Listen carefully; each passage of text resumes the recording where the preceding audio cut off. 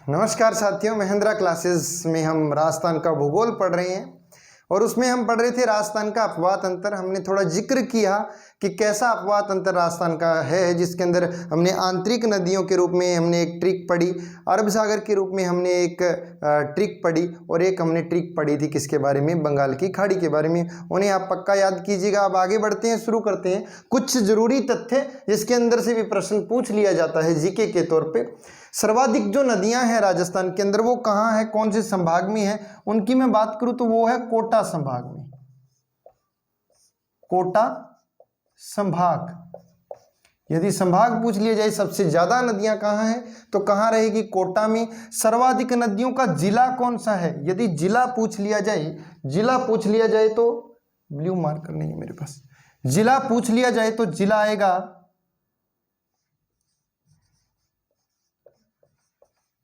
चित्तौड़गढ़।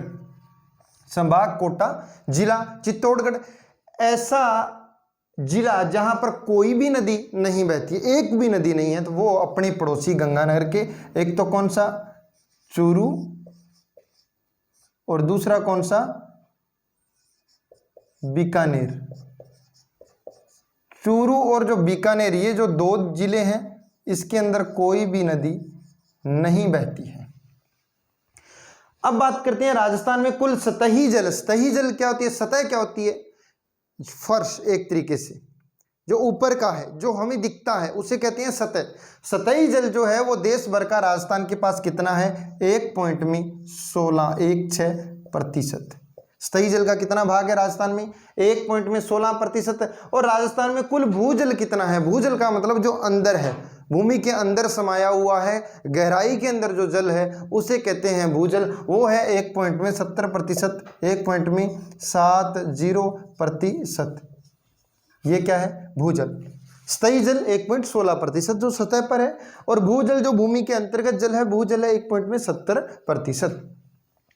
भूजल से संबंधित भूजल नीति, भूजल नीति कब बनती है, ये बनती है जी 18 फरवरी 2010। 18 फरवरी 2010 को क्या बनती है, भूजल नीति बनती है। कुछ विशेष तथ्य हम पढ़ने जा रहे हैं। राजस्थान की जो जीवन रेखा है ये किसे कहते हैं, ये कहते हैं इंदिरा गांधी नहर को। इंदिरा गांधी नहर राजस्थान में, राजस्थान की जीवन रेखा कहेंगे किसे, इंदिरा गांधी नहर को। इसी से संबंधित यदि मारवाड़ की जीवन रेखा की बात आ जाए तो वो कहेंगे लूणी नदी को। कौन सी को, लूणी नदी। किसकी, मारवाड़ की जीवन रेखा, क्योंकि ये मारवाड़ के जो पाली क्षेत्र है, बाड़मेर क्षेत्र है, वहां से होकर के बहती है, इसलिए मारवाड़ की जीवन रेखा किसे कहेंगे, लूणी नदी को कहेंगे। राजसमंद की जीवन रेखा किसे कहते हैं, इसे कहते हैं नंद समंद।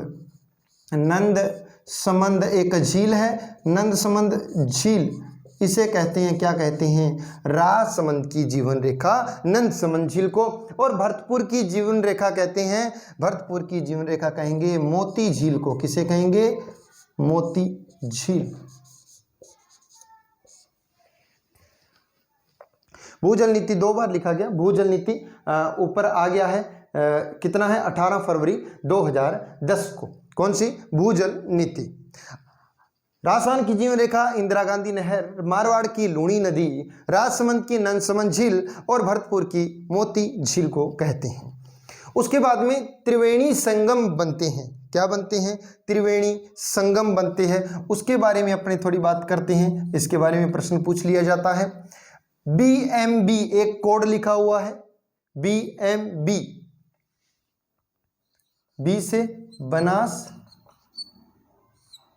फिर बी से बेड़च, एम से मेनाल। BMB Banas Berach Menal, BMB Banas Berach Menal. ये संगम बनता है कहां पर, BMB, ये संगम बनता है बिगोद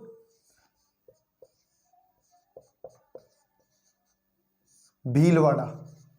भीलवाड़ा के बिगोद में क्या बनता है? ये त्रिवेणी संगम का मतलब होता है जहां तीन नदियां आकर के एक दूसरे में मिलती हो, उसे कहते हैं त्रिवेणी संगम। बनास, बेड़च, मेनाल, BMB, बिगोद, भीलवाड़ा के अंदर ये त्रिवेणी संगम बनता है। MSJ, M से माही, S से सोम, J से जाखम।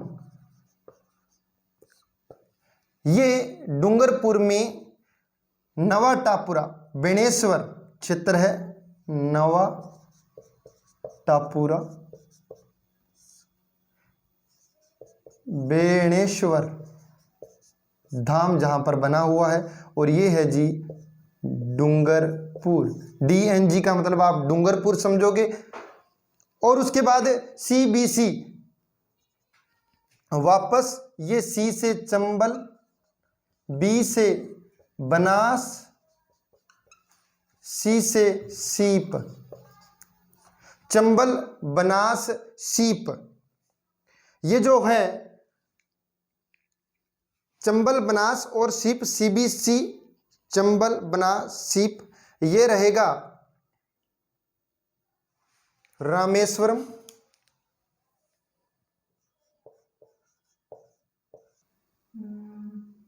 रामेश्वरम, और ये पड़ेगा SMP, सवाई माधोपुर। कहाँ पड़ेगा रामेश्वरम? CBC, चंबल, बनास, सीप। उसके बाद DKB, D से डाई, K से खारी और B से बनास। डाई, खारी और बनास, ये कहाँ पर बनता है? ये राजमहल टोंक में। राजमहल, और राजमहल क्षेत्र कहाँ पड़ता है? टोंक में। ये तीन क्या बनते हैं? चार। ये त्रिवेणी संगम है। BMB, बनास, मेनाल, बेड़च, बिगोद। MSJ, माही, सोम, जाखम, नवा टापुरा, डूंगरपुर। CBC, चंबल, बनास, सीप, रामेश्वरम। DKB, डाई, खारी, बनास, राजमहल टोंक के अंदर। जल प्रपात की हम बात करते हैं। जल प्रपात क्या? ऊपर से जहां से पानी नीचे गिरता हो प्रपात बनता है, उसे कहते हैं जल प्रपात। जल्दी से देखते हैं। चल से चूलिया, चूलिया जलप्रपात, ये चंबल नदी पर है। कहां पर? चंबल। राजस्थान का सबसे ऊंचा, 18 मीटर इसकी ऊंचाई है। सर्वाधिक ऊंचा जलप्रपात है कौन सा? चूलिया। कहां पर है? चंबल नदी पर। कहां? जिला कौन सा? चित्तौड़। चंबल, चूलिया, चित्तौड़। चल भीम, चल भीम इसकी ट्रिक थी। चल भीम अंजल करते हैं किसी कुंड में। चल भीम अंजल करते हैं किसी कुंड में। चल से चूलिया, भीम से भीमलत। भीमलत कहां है? ये कौन सी नदी पे? मांगली नदी। कौन सी? मांगली नदी। और कहां पर है? जिला कौन सा? बूंदी। चल भीम, भीमलत, मांगली नदी बूंदी में है। मैं से मेनाल, मेनाल जलप्रपात है। नदी कौन सी है? नदी भी मेनाल ही है। और जिला कौन सा है? जिला इसमें भीलवाड़ा है। कौन सा? भीलवाड़ा। उसके बाद अनजल करते हैं अरना झरना। ये अरना जो झरना है ये कहां पर है? अरना झरना नाम से ही है। ये कहां रहेगा? जोधपुर। नीचे लिखा नहीं दिखाई दे रहा तो मेरी आवाज ध्यान रखिएगा। जोधपुर में है अरना झरना। और करे कुंड, कुंड का मतलब दिर का कुंड। दिर का कुंड नाम का जो जलप्रपात है वो है भरतपुर में। यहां ऊपर लिखता हूं मैं भरतपुर। ये क्या था? ये सारे थे जलप्रपात। उसके बाद लास्ट जो तथ्य रहेगा वो नदियों के संगम पर जो बने हुए हैं दुर्ग हैं उसके बारे में अपने देखते हैं।